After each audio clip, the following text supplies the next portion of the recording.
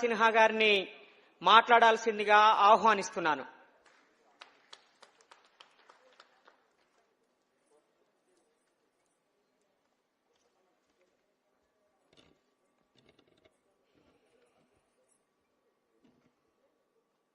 అందరికీ నా వందనాలు.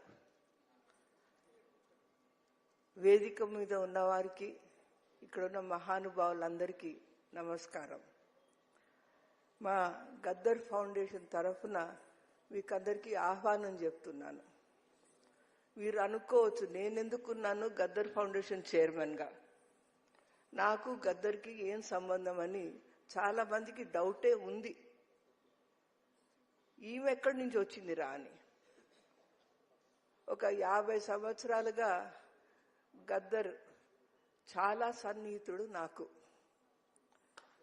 మేము మారేట్పల్లిలో ఉన్నప్పుడు ఆయన కెనరా బ్యాంక్లో ఉండేది, పని చేసుకుంటా. మా మామ భగత్ సింగ్తో లాహోర్ కాన్స్పిరసీ కేసులో ఉండి 17 సంవత్సరాలు అండమాన్ జైల్లో ఉన్నారు. ఆయన స్వాతంత్ర యోధుడు. గద్దర్ కెనరా బ్యాంక్ నుంచి మా ఇంటికి వచ్చి మా మామగారితో సంప్రదించేవారు. ఆయన పేరు విజయ్ కుమార్ సిన్హా. మా తాతగారు వెంకట్రంగయ్య మామిడిపూడి. ఆయనకి కెనరా బ్యాంక్లో అకౌంట్ ఉండేది. ఆ గద్దర్కి మా తాతగారన్నా చాలా అభిమానం. విజయ్ కుమార్ సిన్హా, వెంకట్రంగయ్య అంటే ఎంత అభిమానమో. అప్పుడు నా మీద అంత అభిమానం లేదు ఆయనకి. నేను ఎవరో కూడా తెలియదు, నాకు కూడా ఆయన ఎవరో తెలియదు. కానీ మా ఇంటికి తరచు వచ్చి పోయినప్పుడు ఇదేదో పెద్ద హీరో వస్తున్నాడు మా ఇంటికి కన్నా నాకు ఉండేది. అలా పరిచయం నాకు గద్దర్తో. తర్వాత మనకు తెలుసు పెద్ద విప్లవకారుడు. నేను పిహెచ్డి చేసిన Maoist movement in Andhra Pradesh, naxalite movement మీద పిహెచ్డి చేసిన. ఆ పిహెచ్డి చేసినప్పుడు తప్పకుండా గద్దర్ గురించి కూడా చదవాలి కదా, కనుక్కోవాలి కదా. అలా గద్దర్ పరిచయం అయ్యాడు. ఇంత గొప్ప మనిషి అని నాకు అప్పటి నుంచి అనిపించింది. కానీ నాకు ఆయన రాజకీయాలతో అంత కంఫర్ట్ లేదు. సాయుధ పోరాటం దీంట్లో ఎందుకు ఇరుక్కున్నాడబ్బా అని కూడా నాకు అనిపించేది. కొంచెం ఉండే నాకు ఇది అహింసావాదన ఉంటే బాగుంటుంది కదా, రాజ్యాంగం గురించి మాట్లాడి ఎన్నో సాధించవచ్చు కదా, ఇట్లా ఎందుకు పోయిండబ్బా అని నాకు ఉండేది. కానీ పేదల తరఫున అంత హృదయం పెట్టి, పేదలకు అంత ప్రేమ ఇచ్చి, ఊరూరు తిరిగి తన గేయం ద్వారా ఉన్న ఆదివాసులని, దళితులని వాళ్ళని ప్రేరేపించి చేసిన ఆ మూవ్మెంట్ ఏముందో ఆయన లేకుంటే ఉండేదే కాదు.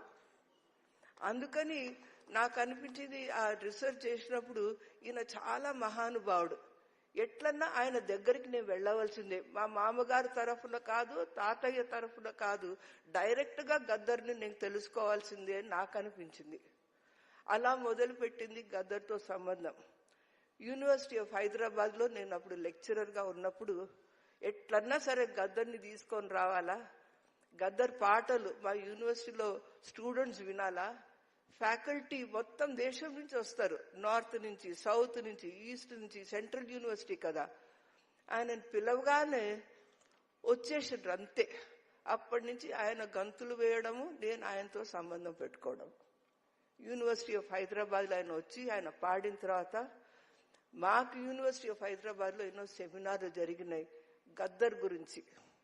మా క్లాస్ రూమ్లో కూడా ఆయన గురించి మాట్లాడడం జరిగింది. తర్వాత కాంటాక్ట్ పూర్తిగా పోయింది. ఒక 30 సంవత్సరాలు కాంటాక్ట్ లేదు. ఆ తుపాకీ ఇది అయిన తర్వాత భయం భయం వేసింది అందరికీ. మీకు వేసినట్టు నాకు కూడా భయం వేసింది, ఎట్లా బతికి బయటకు వస్తారా అని. దేవుని మీద నమ్మకం లేదు కానీ పూజించిన, ఎట్లన్నా బతికి రావాలని. ఇప్పుడు కూడా నాకు దేవుని మీద నమ్మకం లేదు, కానీ అది అనిపించింది ఎట్లా బతుకుతారబ్బా ఈయన అని. తర్వాత ఎంవి ఫౌండేషన్ చేసినప్పుడు మా ఊరు తిరగమని అడిగిన, తిరిగిండు. మేము చేస్తున్న స్ట్రీట్ బెంచ్ చూడమన్నా చూసిండు. చూసి ఆయన నన్ను మెచ్చుకున్నప్పుడు ఇంతకంటే పెద్ద సర్టిఫికెట్ నాకేం లేదనిపించింది. పద్మశ్రీ రావచ్చు, మ్యాగ్సెసే అవార్డు రావచ్చు, కానీ గద్దర్ నువ్వు మార్పుకి చాలా బాగా చేస్తున్నావు అని చెప్తే ఎంత గర్వపడ్డాను. అంటే అంత గొప్ప మనిషి నాకు సర్టిఫికెట్ ఇవ్వడం నాకు బాగా అనిపించింది. తర్వాత ఈ నడుమ 10 సంవత్సరాలుగా రోజు ఇంటికి వచ్చి ఎట్లన్నా సరే మార్పు తీసుకురావాలి, పేదల గురించి మాట్లాడాలి, దళితుల గురించి మాట్లాడాలి, ఆదివాసుల గురించి మాట్లాడాలి, స్త్రీల పట్ల మాట్లాడాలి, మా తల్లి గురించి నేను పుస్తకం రాయాలి అని మా ఇంటికి రెగ్యులర్గా వచ్చి రాజ్యాంగం మీద ఎట్లన్నా సరే మనం పోరు చెయ్యాలా, యుద్ధం చెయ్యాలా. రాజ్యాంగంలో సమానత్వం ఉంది, రాజ్యాంగంలో న్యాయం ఉంది, రాజ్యాంగంలో సాంఘిక న్యాయం ఉంది, రాజ్యాంగంలో స్వేచ్ఛ ఉంది. ఇవన్నీ మనం తెలవ చెప్పాలా. మన ఊర్లలో ఒక్కొక్క ఊరికి వెళ్ళి తెలవ చెప్పాలా. నువ్వు రా నా ఎంబడని నన్ను అడిగాడు, నువ్వు రా నా ఎంబడని నేనన్నా. అంటే నేను పిల్లల గురించి, ఆడపిల్లల గురించి, ఆడపిల్లల చదువు గురించి చెప్తుంటే నువ్వు వస్తే నేను వస్తానని. కానీ ఆయనని రావడానికి తయారయ్యారు. మా ఆడపిల్లల మీద చదువు, వాళ్ళ ఆత్మాభిమానం గురించి పాటలు పాడతానన్నాడు. ఆ అదృష్టం నాకు కలగలేదు. అప్పటికే ఆయన పోయినరు. కానీ నాకు గద్దర్ ఫౌండేషన్ వాళ్ళు ఆహ్వానించి ఇంత ప్రేమతో మీరు ఉండండి చైర్మన్ అంటే అంతకంటే గొప్ప నాకు ఇంకేముంటుంది అనుకున్నా. మీతో మాట్లాడుతుంటే నా కళ్ళెంబడి నీళ్లు కూడా వస్తుంది. ఇంత గొప్ప మనిషిని మనం నెమరు చేసుకోవాలంటే రాజ్యాంగం గురించి పోరాడవలసిందే. హిందూ, ముస్లిం, మాలా మాదిగా ఇంకేమో తగాదాలు ఉండడానికి లేదు. మనల్ని ఒక్కరి మీద ఒక్కరికి తేడాలు పెట్టి ఏలుతున్నారు ఏలేవాళ్ళు. ఈ తేడాలు ఉన్నంత కాలం ఏలేవాళ్ళు ఏలుతూనే ఉంటారు. మన మీద విభజన చేసి ఏలడం అన్నది బ్రిటిష్ ప్రభుత్వం చేసింది, కలోనియల్ ప్రభుత్వం.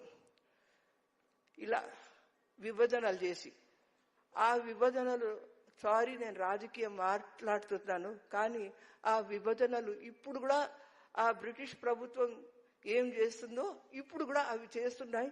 ఒకరి మీద ఒకరికి పోరు పెడుతున్నది. హాయిగా వాళ్ళు కూర్చొని ఏలుతున్నారు. అలా ఉండడానికి వీలు లేదు. మనం ఏకం కావాలి. ప్రజా వైపు ఎవరైతే ఉన్నారో అందరం కలిసి రాజ్యాంగం గురించి ముందుకు పోవాలి. ఎవరికి వెనకబడి ఉన్నారో ఎక్కడన్నా సరే, ఎస్పెషలీ దళితులో, ఆదివాసీలో, వాళ్ళకి మనము తాకత్ ఇవ్వాలి, వాళ్ళకి అండగా ఉండాలి. మీకు ఏం న్యాయం జరగాలో ఆ న్యాయం అంతా మేము చేసి చూపిస్తామని మన పాటల్లో చూపించాలి. అలా ఉంటే తప్పకుండా భారతదేశంలో ప్రజాస్వామ్యం పూర్తిగా ఉంటుందని, గద్దర్ జ్ఞాపకాలు పెరుగుతుందని, ఆయన ఆశయాలు ముందుకు వస్తుందని ఆశిస్తూ నాకు ఈ అవకాశం ఇచ్చినందుకు thank you. Thank you madam. గద్దరన్న అంటే సమానత్వం, గద్దరన్న అంటే విప్లవం, గద్దరన్న అంటే ప్రజాస్వామ్యం, గద్దరన్న అంటే రాజ్యాంగం, గద్దరన్న అంటే ఓట్ల విప్లవం. ఎమ్మెల్యే గారు వివేక్ వెంకటస్వామి గారు మాట్లాడే ముందు ఒక పల్లవి, ఒక చరణం పాడాల్సిందిగా ప్రజానాట్య మండలి కళాకారులు పల్లె నరసింహ గారిని వేదిక మీదకి ఆహ్వానిస్తున్నాను. ఉన్నాడా?